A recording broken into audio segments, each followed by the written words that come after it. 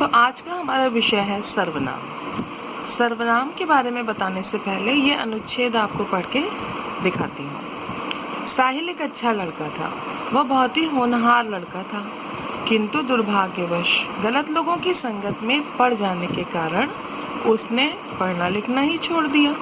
उसके माता पिता बहुत परेशान रहने लगे। उन्होंने उसे बहुत समझाया, किंतु समस्या हल नहीं हुई। कहते हैं जैसा करोगे वैसा ही भरोगे। साहिल वार्षिक परीक्षा में अनुत्तीर्ण हो गया। उसकी आंखें खुल गईं। उसने अपने माता पिता से क्षमा मांगते हुए कहा, अब मैं मन लगाकर पढ़ूंगा और भविष्य में कुछ ऐसा करूंगा जिससे आपका नाम रोशन हो। उपर्युक्त कहानी साहिल से संबंधित है। इसमें साहिल संज्ञा है। नाम बार बार प्रयुक्त नहीं किया गया है। नाम के स्थान पर वह, उसने, उसके, उसे, उसकी और मैं शब्दों का प्रयोग हुआ है। नाम के स्थान पर प्रयुक्त होने वाले शब्द सर्वनाम है। सर्वनाम का अर्थ होता है सभी के नाम। संज्ञा नाम जो होगा वो किसी एक विशेष व्यक्ति या विशेष वस्तु का होगा, लेकिन उसी के लिए जो सर्वनाम इस्तेमाल होगा वो सभी संज्ञाओं के लिए इस्तेमाल होता है। इसीलिए सर्वनाम का दूसरा नाम ये भी होता है सभी का नाम। आओ जाने, जो शब्द संज्ञा के स्थान पर प्रयुक्त होते हैं उन्हें सर्वनाम कहते हैं, जैसे मैं, तुम, हम, वे, कोई आदि। सर्वनाम के भेद। सर्वनाम के 6 भेद माने गए हैं। पुरुषवाचक सर्वनाम, निश्चयवाचक सर्वनाम, अनिश्चयवाचक सर्वनाम, प्रश्नवाचक सर्वनाम, संबंधवाचक सर्वनाम और निजवाचक सर्वनाम। जो सर्वनाम शब्द बोलने वाले, सुनने वाले और जिसके विषय में कुछ कहा जाए उसके लिए प्रयुक्त होते हैं उन्हें पुरुषवाचक सर्वनाम कहते हैं। पुरुषवाचक सर्वनाम के भी 3 प्रकार होते हैं: उत्तम पुरुषवाचक, मध्यम पुरुषवाचक और अन्य पुरुषवाचक। उत्तम पुरुषवाचक सर्वनाम। बोलने या लिखने वाले अपने लिए जिन शब्दों का प्रयोग करते हैं उन्हें उत्तम पुरुषवाचक सर्वनाम कहते हैं, जैसे मैं, मेरा, हम, हमारा, मैंने, हमें आदि। एक उदाहरण और है, उत्तम सबसे अच्छा, और सबसे अच्छा कौन? मैं। उत्तम पुरुषवाचक के उदाहरण होते हैं मैं, मेरा, हम, हमारा, मैंने, हमें आदि। उदाहरण के तौर पर ये वाक्य पढ़िए, मैं ये समाचार पत्र नहीं पढ़ सकता। दूसरे दिन हम चेन्नई का समुद्र तट देखने निकले। मध्यम पुरुषवाचक। बोलने वाला सुनने वाले के लिए जिन शब्दों का प्रयोग करता है उन्हें मध्यम पुरुषवाचक सर्वनाम कहते हैं, जैसे तू, तुम, मुझ, तुझे, तुम्हारा, आपने आदि। उदाहरण के तौर पर तू खुशी खुशी ये कलश अपने घर ले जा, मतलब मैं बोल रहा हूँ और सुन तुम रहे हो। तेरी मेहनत और तेरा ही फल। भेड़िया मुस्कुरा कर बोला। भेड़िया यहाँ पर उत्तम पुरुषवाचक है। तुम बहुत सुंदर और प्यारी मालूम होती हो, तुम्हारी जैसी साथी की आवश्यकता थी। तो यहाँ पर तुम मध्यम पुरुषवाचक। आप भी हमारे साथ सिनेमा चलिए, आप यहाँ पर मध्यम पुरुषवाचक है। अन्य पुरुषवाचक। बोलने वाला अपने या सुनने वाले के अलावा अन्य लोगों के लिए जिन शब्दों का प्रयोग करता है उन्हें अन्य पुरुषवाचक सर्वनाम कहते हैं, जैसे वह, वे, उसका, उनका आदि। उदाहरण, वह खेत में धान रोपते हुए गुनगुना रहा था, मतलब किसी की बात यहाँ पर हो रही है। नीलकंठ और राधा को साथ साथ देखकर कुब्जा उन्हें मारने दौड़ती है। उसने अपने जन्म दिवस पर सड़क के किनारे एक पौधा लगाया। दोनों वाक्यों में उन्हें और उसने अन्य पुरुषवाचक सर्वनाम हैं। निश्चयवाचक सर्वनाम। पास या दूर की वस्तु, घटना या व्यक्ति की तरफ निश्चय पूर्वक संकेत करते हैं उन्हें निश्चयवाचक सर्वनाम कहते हैं, जैसे यह, वह, ये, वे आदि। जो सर्वनाम पास या दूर की वस्तु, घटना या व्यक्ति की तरफ निश्चय पूर्वक संकेत, निश्चय पूर्वक मतलब एकदम डेफिनेट होना, एकदम पक्का होना कि यह यही है, इस तरह से जो सर्वनाम इस्तेमाल होते हैं उन्हें निश्चयवाचक सर्वनाम कहते हैं। उदाहरण के लिए, यह मेरा घर है, तुम्हारी पुस्तक यह नहीं वह है। तो यहाँ पर जो घर जिसका होगा वो उसी की ओर इशारा करके, संकेत करके बता रहा है कि यह मेरा घर है, और तुम्हारी पुस्तक यह नहीं वह है। इन दोनों उदाहरणों में यह तथा वह घर तथा पुस्तक की ओर संकेत कर रहे हैं, अतः ये निश्चयवाचक सर्वनाम है। अनिश्चयवाचक सर्वनाम, जैसे निश्चय मीन्स एकदम डेफिनेट, अनिश्चय मीन्स कुछ डाउटफुल होना, बिल्कुल पक्का न होना। उदाहरण पहले ही देख लीजिए, दूध में कुछ गिर गया, दरवाजे पर कोई दस्तक दे रहा है।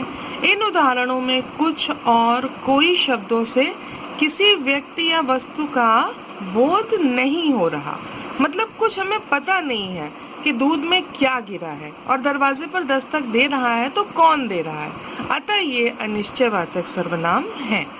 परिभाषा, जो सर्वनाम किसी निश्चित व्यक्ति, वस्तु या निश्चित घटना की तरफ संकेत नहीं करते उन्हें अनिश्चयवाचक सर्वनाम कहते हैं, जैसे कोई, कुछ, किसी आदि।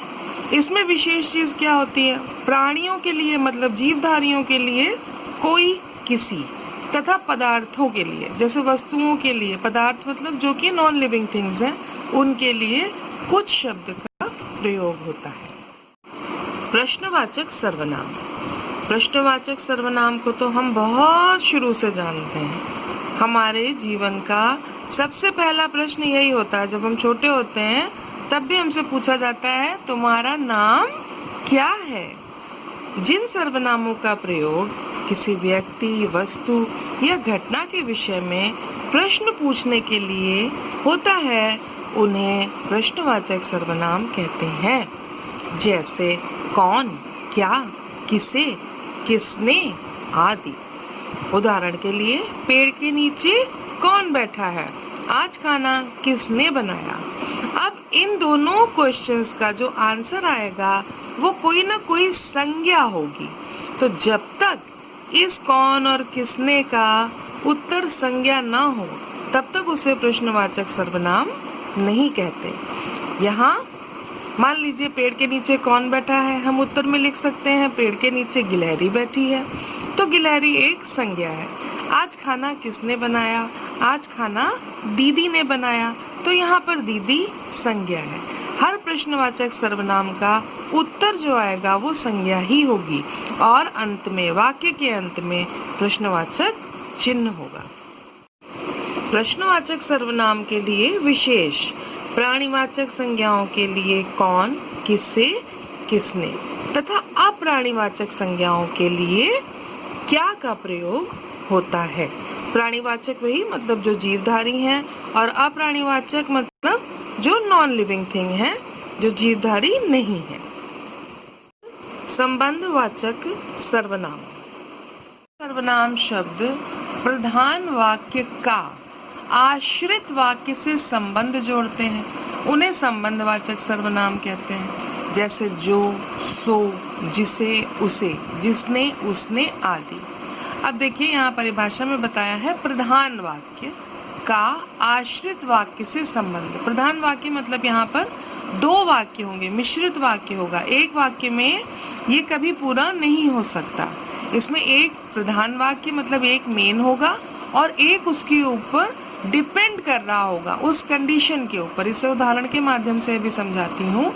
तो आप अभी ये समझिए, प्रधान वाक्य का आश्रित वाक्य से संबंध जोड़ने वाले सर्वनाम संबंधवाचक सर्वनाम कहलाते हैं। इसके उदाहरण है जैसी करनी वैसी भरनी, जो पाप करेगा वही दंड का भागी होगा, जिसे भी देखो वही महंगाई से परेशान है। तो यहाँ पर एक प्रधान वाक्य और एक आश्रित वाक्य, मतलब जैसी करनी वैसी भरनी, तो एक दूसरे पर आश्रित हो रहे हैं कि जैसा करोगे वैसा ही मिलेगा, जो पाप करेगा वही दंड का भागी होगा। यहाँ पर प्रधान वाक्य है दंड का भागी होना और आश्रित है किस पर, जो पाप करेगा। जो पाप करेगा उसी को दंड मिलेगा। जिसे भी देखो वही महंगाई से परेशान है। महंगाई से परेशान प्रधान वाक्य है, और आश्रित जिसे भी देखो मतलब जो भी है वही महंगाई से परेशान है। इन वाक्यों में जैसी, वैसी, जिसे, वही, जो, वही, यहाँ देखिए 2 शब्द गुलाबी रंग से लिखे हैं। मतलब जब तक ये दोनों शब्दों को आप नहीं समझेंगे, दोनों शब्दों को नहीं पहचानेंगे, तब तक संबंधवाचक सर्वनाम नहीं पता चलेगा। और आपको उदाहरण में लिखते समय भी इनका ध्यान देना होगा। संबंधवाचक कभी भी अकेला नहीं होता, ये एक दूसरे पर डिपेंड करते हैं, आश्रित होते हैं। अब आता है निजवाचक सर्वनाम। कर्ता स्वयं के लिए जिन सर्वनाम शब्दों का प्रयोग करता है उन्हें निजवाचक सर्वनाम कहते हैं। कर्ता मीन्स मैंने आपको पहले भी बताया, जो करता है वही करता है, मतलब जो कार्य कर रहा है वही कर्ता होता है। और कर्ता अगर अपने लिए जिन सर्वनाम शब्दों का इस्तेमाल करे उन्हें निजवाचक सर्वनाम कहते हैं। जैसे मैं यह कार्य स्वयं कर लूँगा, वह अपने आप ही चला जाएगा, मैं खुद ही पूछ लूँगा। इन वाक्यों में स्वयं, अपने आप तथा खुद कर्ता के साथ अपना रिश्ता बता रहे हैं, कर्ता के साथ अपनापन बतला रहे हैं, अतः ये निजवाचक सर्वनाम है। विशेष निजवाचक के अतिरिक्त मध्यम तथा अन्य पुरुषवाचक सर्वनाम में भी आपका प्रयोग होता है, लेकिन तब वो, जैसे यहाँ अपने आप, जब तक अपने आप नहीं होगा तब तक निजवाचक नहीं होगा। लेकिन अगर उस तरह से यूज हो रहा है कि आपको समझना है कि वो सर्वनाम पुरुषवाचक है, तब आप उसका अंतर समझिए। जैसे आपका स्वागत है, ये मध्यम पुरुषवाचक सर्वनाम है और ये आदर के रूप में प्रयुक्त हो रहा है। आप हमारे पिताजी के मित्र हैं, ये अन्य पुरुषवाचक सर्वनाम है। जब किसी बड़े का परिचय कराते हैं तो ऐसे नहीं कहते हैं ये हमारे पिताजी के मित्र हैं, उनको सम्मान देते हैं, आप हमारे पिताजी के मित्र हैं। मैं अपना हर कार्य आप ही करना पसंद करता हूँ। अब यहाँ पर जो ये आप आया वो निजवाचक सर्वनाम है। इस तरह से अपने आप, स्वयं, खुद, स्वतः, ये सभी शब्द निजवाचक सर्वनाम में प्रयुक्त होते हैं।